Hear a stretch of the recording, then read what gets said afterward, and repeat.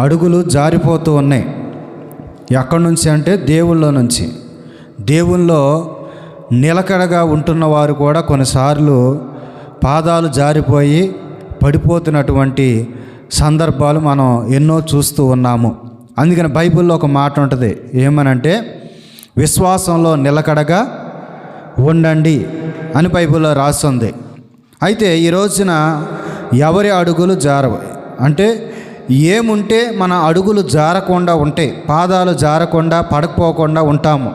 చాలామంది దేవుల్లో నిలకడగా ఉంటూ పడిపోతున్నటువంటి స్థితి, చాలామంది జారిపోతున్నటువంటి స్థితి, దేవుల్లో బలంగా ఉన్నవారు సైతం కొన్నిసార్లు పడిపోతున్నటువంటి స్థితి. ఎందుకో బైబిల్లోంచి మనం నేర్చుకుందాం. ఎవరి అడుగులు జారకుండా ఉంటాయి అంటే బైబిల్లోంచి కొన్ని మాటలు, ఒక 5 మాటలు నేర్చుకుందాం. కీర్తన గ్రంథము 37వ అధ్యాయము 31వ వచనాన్ని చదువుకుందాం. 37, 31 చదువయ్యా.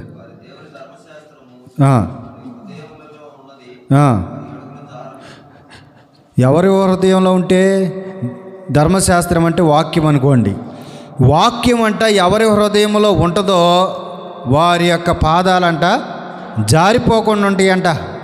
జారిపోవటం అంటే నడిచేటప్పుడు జారటం కాదు, దేవునిలో నిలకడగా ఉంటూ కొన్నిసార్లు జారిపోతూ పడిపోతూ ఉన్నటువంటి స్థితి క్రైస్తవ జీవితంలో మనం చూస్తూ ఉన్నాము.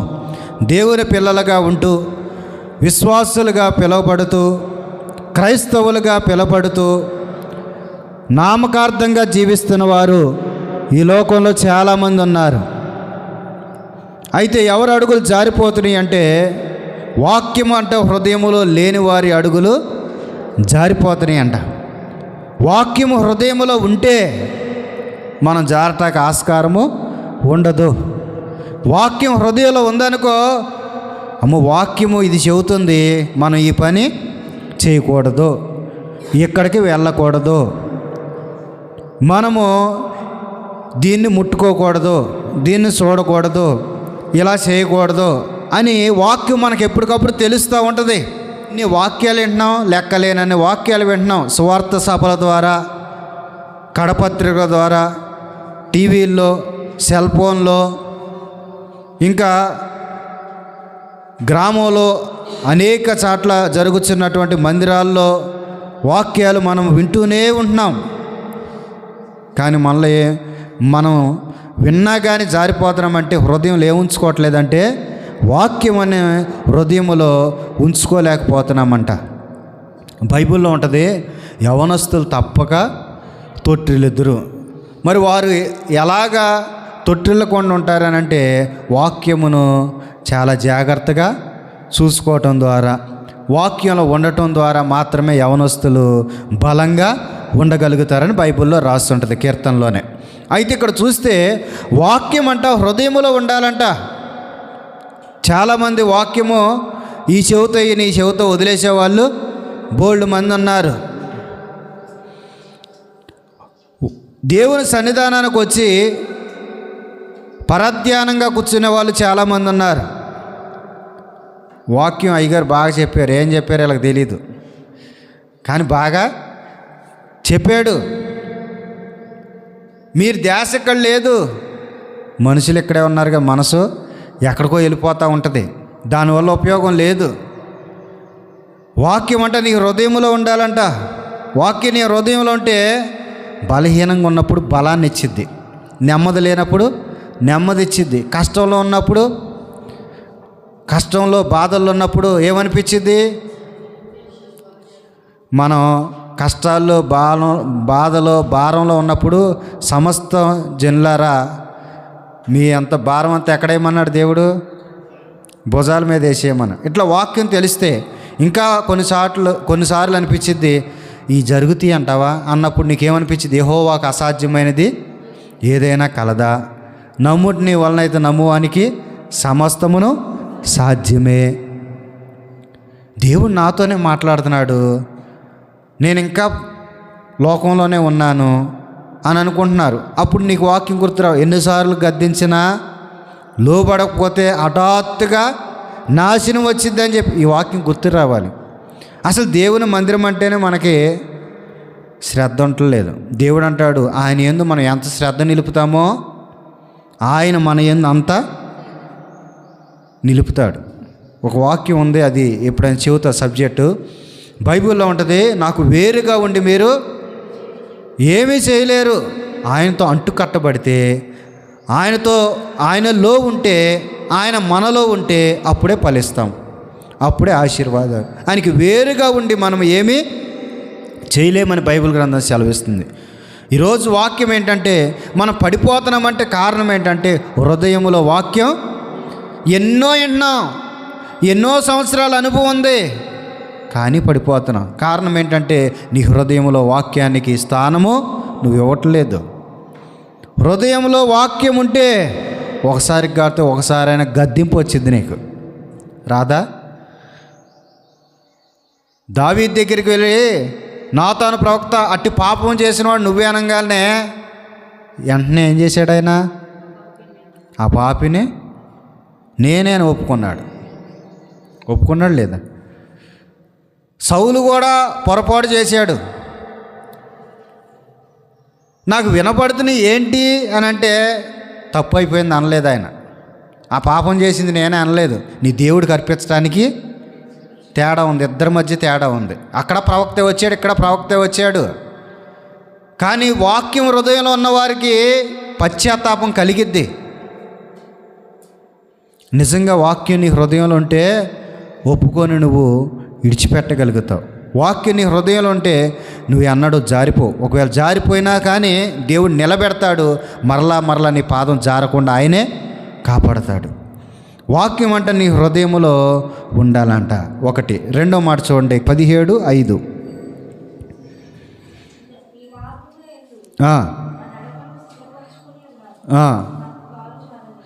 కాలు జారదంట. ఎప్పుడు? దేవుని మార్గములో మనం నడుచుకుంటే మన పాదాలు ఏమవ్వంట? జారిపోవని అక్కడ రాస్తుంది. మనం ఏ మార్గంలో నడవాలి? దేవుని యొక్క మార్గములోనే నడవాలి.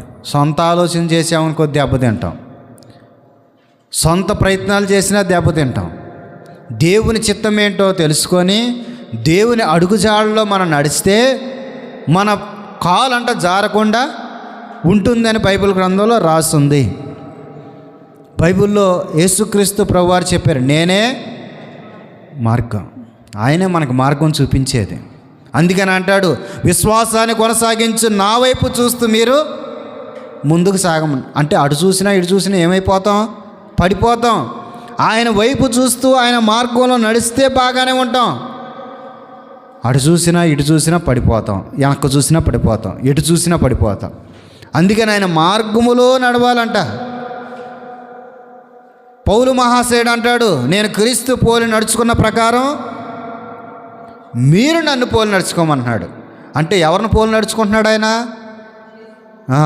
క్రీస్తు అడుగు జాడల్లో యేసు ప్రభువారు ఎలా అయితే నడుచుకున్నాడో తెలుసుకొని ఆ అడుగు జాడల్లో నడిచాడు కనుక మారిన తర్వాత ఎప్పుడు ఆయన పడిపోయినట్లుగా ఎక్కడ లేదు. ఇంకా ఆయన అంటాడు అద్భుతమైన మాట, అనేక మందికి ప్రకటించి నేను భ్రష్టుని కాకుండా నిమిత్తం నా శరీరము నేను. ఎంత అద్భుతమైన మాట అది. నిజంగా ప్రియ దేవుని బిడ్డ, మనం ఏ మార్గంలో నడుస్తున్నాం ఒక్కసారి ఆలోచన చేయండి. విశాలమైన మార్గం, పాతాళానికి నరకానికి దారి ఇరుకు మార్గము దేవుని మార్గము. చాలామంది విశాలమైన మార్గాల్లో నడవటానికి ప్రయత్నాలు చేస్తూ ఉంటారు. చాలామంది వాళ్ళు చెప్పిన మాటలు వీళ్ళు చెప్పిన మాటలకి నడుచుకుంటూ వెళ్ళిపోయే వాళ్ళు చాలామంది ఉన్నారు, అనుసరించే వాళ్ళు చాలామంది ఉన్నారు. కానీ దేవుడు అంటున్న మాట ఏంటంటే, ఇక్కడ భక్తుడి ద్వారా రాయించిన మాట ఏంటంటే, మన అడుగు జాడలంట లేక మన మార్గం అంట ఎలాగుండాలంటే దేవుని మార్గంలోనే మనము నడవాలంట. దేవుని మార్గం ఏదైతే ఉందో, దేవుని బాట ఏదైతే ఉందో ఆ దానిలోనే మనం వెళ్ళాలి. పెద్ద ఆయన చెప్పాడండి, లేకపోతే ఇంకొకరు చెప్పారండి, వాళ్ళు చెప్పారు వీళ్ళు చెప్పారు, వీళ్ళ మాట విన్నామంటే మనం ఎప్పుడైనా దారి ఖచ్చితంగా తప్పిపోతాము. జ్ఞానులైన వారు సైతమే జ్ఞానులైన వారు సైతమే వారు సొంత ఆలోచన చేసినప్పుడు తప్పిపోయారు కదా. యేసయ్య దగ్గరికి వెళ్ళకుండా ఎక్కడికి పోయారు? హేరోదు దగ్గరికి పోయారు సొంత జ్ఞానం ఉపయోగించినప్పుడు. మనం ఎంతటి వారము? సొలొమోను ప్రపంచంలోనే ఆయనకున్నంత జ్ఞానము ఎవ్వరికీ లేదు, ముందే కానీ వెనకే కానీ. మరి అంత జ్ఞానవంతుడు కూడా చివరాఖరికి ఏమైపోయాడు? అజ్ఞానమైన పనులు చేశాడు. ఎంత అజ్ఞానమైన పనులు అంటే దేవుడు చేయొద్దన్న పని చేశాడు. వాళ్ళు ఈయన మనసంతా కూడా వేరే వైపుకి తిప్పేశారు. జ్ఞానులు సైతం పడిపోయారు. ఎప్పుడో తెలుసా? సొంత ఆలోచనలు చేసినప్పుడు, సొంత జ్ఞానం ఉపయోగించినప్పుడు. మన అడుగులు స్థిరంగా ఉండాలంటే మనుషులు ఇంకా కాదు చూసేది, ఇంకోటి ఎవరి వంక కాదు.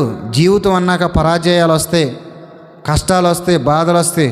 అంత మాత్రాన మనం పడిపోవద్దు, నిరాశపడద్దు. కానీ మనం చూడవలసింది ఎవరి వంక అంటే యేసయ్య వంక.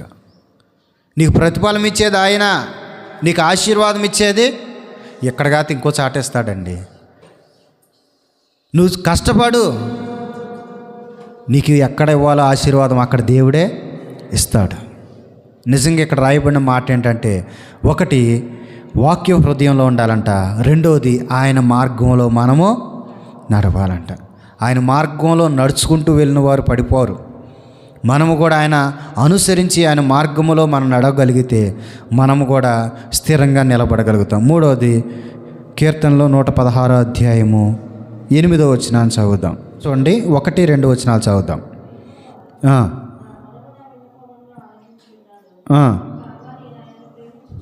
రెండు మాటలు ఇక్కడ కనపడుతున్నాయి. ఒకటి ప్రార్థించేవారి పాదాలు, రెండవది ప్రేమించేవారి పాదాలు. ఒకటేంటంటే ప్రార్థన చేసేవాళ్ళంట తప్పిపోరంట. ప్రార్థన చేసేవాళ్ళు ఏమవరు? ప్రార్థన చేసేవారి అడుగులు జారకుండా దేవుడు కాపాడతాడంట. రెండవది ఆయన ప్రేమించేవాళ్ళు. అసలు ఆయన ప్రేమించే వాళ్ళే ఆయనకు ప్రార్థన చేస్తారు. ఆయన ప్రేమించిన వారు ఎవరో ప్రార్థన చేయలేరు కదా. ఆయన ప్రేమించేవారు ఆయనకు ప్రార్థన చేస్తారంట. ఎవరైతే ప్రార్థనా పరులుగా ఉంటారో వారి అడుగులు జారకుండా దేవుడు కాపాడుతాడంట. ఒకవేళ జారుతుందని తెలిసిన వెంటనే వారు పశ్చాత్తాపడే అవకాశము ఉంది. బైబిల్లో మనకు తెలుసు స్టోరీ. మోషే మీద తిరగబడ్డారు. దేవుడు నీతోనే మాట్లాడుతున్నాడా? మాతో మాట్లాడలేదా? నువ్వే పెద్ద హీరో అనుకుంటున్నావా అన్నట్లుగా మాట్లాడితే వారికి ఏమొచ్చింది? కుష్ఠవ్యాధి వచ్చింది. కానీ వెంటనే వారు ఏమయ్యారు? మనందరికి తెలుసు కదా, పశ్చాత్తాపడ్డారు.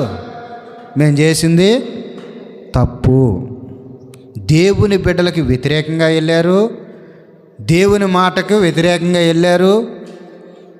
నీతోనే మాట్లాడుతున్నాడా, మాతో మాట్లాడలేదు అని ఒక్కసారి అట్లా జారటాకి వెళ్ళారు. మళ్ళీ వెంటనే పశ్చాత్తాపం పొందేసేసారు. మనము కూడా ప్రార్థన పరులుగా ఉంటే ఒకప్పుడు కూడా మనకి ఏమొచ్చింది? మనసాక్షి గద్దించిద్ది. మనము కూడా మార్పు చెందటానికి అవుతుంది. అందుకని మూడోది ఏంటంటే ఆయన ప్రేమించి ప్రార్థించేవారికంట అడుగులు జారిపోకుండా దేవుడు కాపాడతాడు. ప్రార్థన చేసేవారికి దేవుడు దర్శనాలు చూపిస్తాడు. ప్రార్థన చేసేవారికి దేవుడు స్వరాన్ని వినిపింపజేస్తాడు. ప్రార్థన చేసేవారికి లేదా ఒక వాక్యాన్ని దేవుడు చూపిస్తాడు. ప్రార్థన చేస్తున్న వారికి నేను చెప్పిన 3 జరగపోయినా ఎవరో ఒకరిని పంపించి ఏదో ఒక మాట వారి ద్వారా అయినా నీకు తెలియజేస్తాడు. తెలియజేసినప్పుడు ఆ మాటకు లోబడ్డావంటే నీ పాదాలు స్థిరంగా ఉంటాయి, నువ్వు నిలకడగా ఉంటావు. దేవుళ్ళు ఈ లోకమే పాపంతో నిండిపోయింది.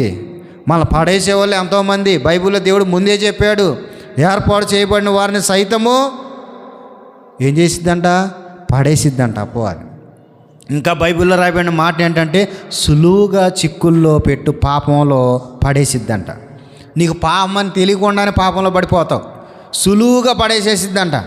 నువ్వు అనుకుంటావు నేను చేసేది మంచి పని అనుకుంటావు, కానీ ఆ మంచి పనిలోనే పాపం చేపించేసిద్ది నీతో. ఎవరో సాతాను. అందుకనే ప్రియ దేవుని బిడ్డ, మనము తెలివిగా ఉండాలంటే దేవుడు మనతో మాట్లాడితేనే, దేవుడు మనల్ని నడిపిస్తేనే తప్ప లేక మనము ఉండలేము.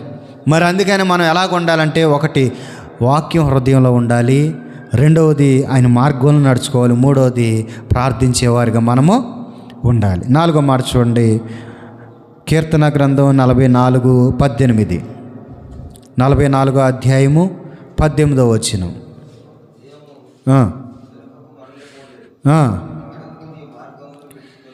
చాలండి. 4వ మాట ఏంటంటే, దేవుని విషయంలో వెనుకకు మర్చిపోకుండా ఉన్నారంట. చాలామంది ఏం చేస్తూ ఉంటారంటే వెనక్కి వెళ్ళిపోతూ ఉంటారు. ఆ వెనక్కి వెళ్ళిపోయే వాళ్ళు ఎప్పుడైనా పడిపోతారు. బైబిల్లో ఉంటుంది కదా, నాగటపై చెయ్యేసి వెనుతిరుగువాడు నాకు పాత్రుడు కాదు అని బైబిల్లో రాస్తుంది. దేవుని విషయంలో అంటే వెనక్కి ఎవరైతే వెళ్తారో, రోజు రోజుకు తగ్గిపోతారో, వారు ఏమవుతారంటే వారి పాదాలు కూడా అలాగనే జారిపోతాయి అంట. ఆత్మ రోజు రోజుకి వెలగాలి, దీపం వెలుగుతూ ఉండాలి, దేవునిలో కూడా రోజు రోజుకి బలపడుతూ ఉండాలి, దేవునిలో రోజు రోజుకి స్థిరపడుతూ ఉండాలి, రోజు రోజుకి మనం పెరుగుతూ ఉండాలి. ఇప్పుడు పుట్టిన పిల్లోడికి లేదా పుట్టిన పాపకి ఒక స్పూనుడు లేదా 2-3 చుక్కలు పాలు ఇస్తామేమనుకో, పెరిగే కొద్దీ కొంచెం ఎక్కువ కావాలి, వయసు వచ్చినప్పుడు కొంచెం ఎక్కువ తింటాం. అంటే మనిషి పెరిగే కొలది ఏమవుతూ ఉండాలి, ఆహారం కూడా పెరుగుతూ ఉండాలి. అలాగనే మనము కూడా వయసు పెరుగుతుంది, పెద్దవారం అవుతూ ఉన్నాము అంటే మనం ఆత్మీయ జీవితంలో కూడా ఏమవ్వాలి, పెరగాలి. ఆత్మీయ జీవితం కూడా వృద్ధి కలగాలి. ఇదివరకు ఉన్నంత ఆత్మీయ జీవితం ఉండకపోతే మనం పడిపోయే అవకాశాలు చాలా ఎక్కువగా ఉన్నాయి. అదేగా అక్కడ రాసి ఉంది, దేవుడి విషయాల్లో అంటే వెనకకు వెళ్ళకూడదు. ప్రార్థించే విషయంలో వెనక్కి వెళ్తున్నావు ముందుకు వెళ్తున్నావు ఒకసారి ఆలోచించుకో. దేవుని వాక్యం చదివే విషయంలో, దేవుని సన్నిధికి ఆసక్తిగా వెళ్ళే విషయంలో ముందుగా ఉంటున్నావా ఇంకా వెనకైపోతున్నామా? దేవునికి ఇచ్చే విషయం కావచ్చు, పరిచర్య చేసే విషయం కావచ్చు, నలుగురికి చెప్పే విషయం కావచ్చు, వెనక్కి వెళ్తున్నావో ముందుకు వెళ్తున్నావో ఒకసారి ఆలోచన చేసుకో. నువ్వు వెనక్కి వెళ్ళావంటే నువ్వు కూడా ఏమైపోతావు, జారిపోతావు, పడిపోతావు. వెనక్కి వెళ్ళకూడదంట. కొంతమంది చెప్పుడు మాటలు ఉంటాయి, విన్నావా మనం పడిపోతాం. చెప్పే మాటలు ఉంటాయి, విన్నావా నువ్వు జారిపోతావు. ఈ ఒక్కరోజు వెళ్ళకపోతే ఏమైద్దిలే, ఈ ఒక్క పూట చదవకపోతే ఏమైద్దిలే, ఈ ఒక్క పూట ప్రార్థించకపోతే ఏం కాదులే. ఏ రోజు ఆశీర్వాదం ఆ రోజే. నువ్వు ఒకరోజు పనికి వెళ్ళిపోయి నీకు డబ్బులు ఇస్తారా? ఎవరుగా? నువ్వు ఎన్ని రోజులు పనికి వెళ్తే అన్ని రోజులు నీకు డబ్బులు. నువ్వు ఎంత కష్టపడితే అంత ఆశీర్వాదం. అలాగనే దేవుళ్ళో కూడా అంతే, ఏ రోజు వచ్చే ఆశీర్వాదమో ఆ రోజే. కానీ అన్నిటికీ ప్రిఫరెన్స్ ఇస్తాం, కానీ దేవుని విషయానికి వచ్చేప్పటికి నిర్లక్ష్యం చూపిస్తాం. అసలు ఆశీర్వాదం ఇచ్చేది ఆయనే, ఆయుష్నిచ్చేది ఆయనే, ఆరోగ్యాన్ని ఇచ్చేది ఆయనే, నీ జీవితంలో మేలు చేసేది ఆయనే, పరలోకం ఇచ్చేది కూడా. అసలు ఇన్నిచ్చే ఆయన నిర్లక్ష్యం చేస్తున్నాం. ఉత్తు వాళ్ళని పట్టుకుంటున్నాం మనం, వాళ్ళ కోసం అసలైన ఆయన్ని వదిలేసేస్తున్నాం. చిన్న చిన్న ఆశీర్వాదాల కోసం 100-200 కోసం 500 కోసం లేకపోతే ఇంకోటి దానికోసం అసలైన ఆశీర్వాదం ఇచ్చే దేవుణ్ణి వదిలేసేసుకుంటున్నాం మనం. చాలామంది అనుకుంటున్నారు ఈ సమయంలో 200 వస్తాయి, ఒక 500 వస్తాయి. లోకంలో ఒక సామెత ఉంది, 3 నెలల పనికి వెళ్ళంట 6 నెలల పనుకుందంట. 3 నెలల పనికి వెళ్ళిన తర్వాత 6 నెలల్లో ఇక అంతకంటే ఎక్కువ బాధలు, అంతకంటే ఎక్కువ డబ్బులు ఖర్చు. నువ్వు ఎవరికి ప్రాధాన్యత ఇవ్వకుండా చేసావు? దేవునికి ఇవ్వాల్సిన సమయం దేవునికి ఇవ్వకుండా, దేవునికి ప్రిఫరెన్స్ ఇవ్వకుండా లోకానికి ప్రిఫరెన్స్ ఇచ్చి లోక ధనానికి ప్రిఫరెన్స్ ఇచ్చావు కనుక నీకు అట్ట జరిగిద్ది. మన దేవుని స్థానం దేవునికి ఇవ్వకుండా ఏది చేసినా మన జీవితం కలిసి రాదు. చివరికి ఒక మాట చెప్పి నేను ముగిస్తాను. సామెతల గ్రంథం 4వ అధ్యాయము 11వ వచనాన్ని 12వ వచనాన్ని చదువుదాం. సామెతల గ్రంథం 4వ అధ్యాయము 11, 12.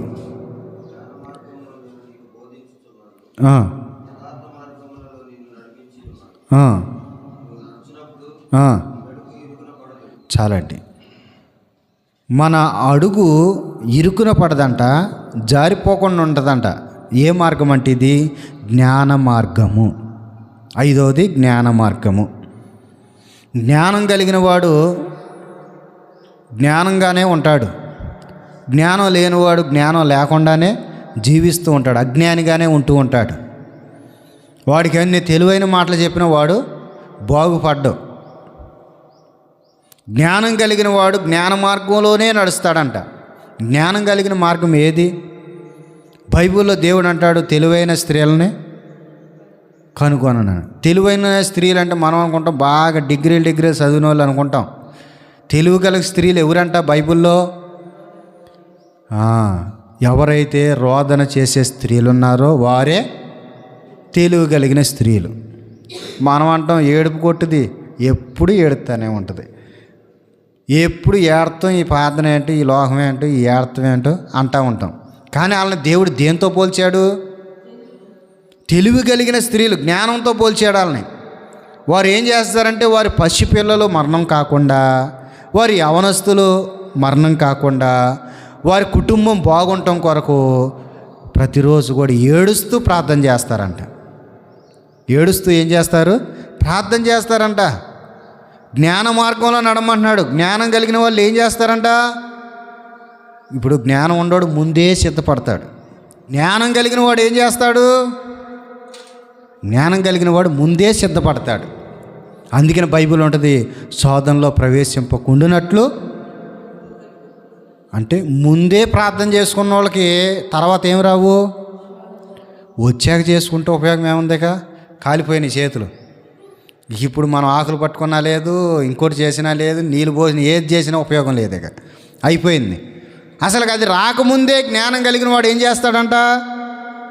ప్రార్థన చేస్తాడంట, ఏ శోధన రాకుండా తప్పించయ్యా. ఇప్పుడు మనం ప్రయాణం చేస్తున్నాం.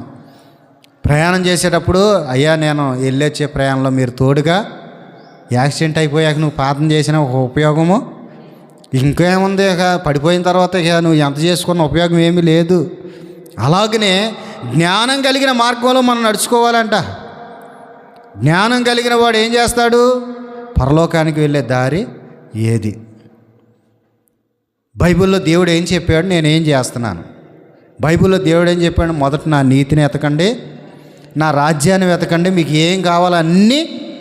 మనం అసలైన దాన్ని వదిలిపెట్టి అన్నిటి కోసం వెతుకుతున్నాం మనం. అది ఒక్కటి ఎత్తుక్కుంటే చాలు, మనకి ఇవన్నీ ఏం కావాలో అన్నీ దేవుడే ఇస్తాడు. ఒక సేవకుడు చెప్పాడు మంచి మాట. ఏమనంటే, డబ్బు కోసం సేవ చేసేవాడి కంటే డబ్బు దొరకదంట. ఆత్మల కోసం సేవ చేసేవాడి కంటే ఆత్మలు, రెండోది డబ్బు కూడా దేవుడు ఇస్తాడంట. ఆత్మల కోసం పరిగెత్తేవాడికి ఆత్మల్ని, డబ్బుని కూడా దేవుడు ఇస్తాడంట. అసలు డబ్బు కోసమే చేసే వాళ్ళకి ఆ డబ్బు దొరకదంట, ఆత్మలు కూడా దొరకమంట. మరి మనం ఎలాగున్నాం ఒకసారి ఆలోచన చేయండి. జ్ఞానం కలిగిన వాడు ఏం చేస్తాడంటే, ఇప్పుడు మనం డబ్బు ఎంత వచ్చినా సరే తినటానికి, ఉండటానికి, లేకపోతే ఇంక దేనికైనా ఖర్చు పెట్టుకుంటాకే కానీ ఇది ₹1 కూడా మనం అక్కడికి తీసుకెళ్ళాం. అది ఒక ఆత్మ రక్షించామనుకో, అయ్యా నేను నీ పేరట ఒక ఆయనకి సువార్త చెప్పాను, ఒక ఆత్మ రక్షించబడింది, ఇదిగయ్యా అని మన దేవుడికి అప్పచెప్పడానికి ఉంటుంది. అందుకని ప్రియ దేవుని బిడ్డ, మనం ఎలాగున్నా ఒకసారి పరిశీలన చేసుకోండి. 5 చెప్పాను నేను. మనం అడుగులు జారకుండా ఉండాలంటే 5 మాటలు చెప్పాను. 1, హృదయంలో ఎప్పుడు వాక్యము ఉండాలి. 2వది, దేవుని మార్గంలో నడవాలి. 3వది, దేవుని ప్రేమించి ప్రార్థన చేసేవారిగా ఉండాలి. 4వది, దేవుని విషయంలో ఎప్పుడు వెనక్కే రాకూడదు. 5వది జ్ఞానం కలిగి మనం ముందుకి సాగాలి. జ్ఞాన మార్గంలో నడుచుకోవాలి.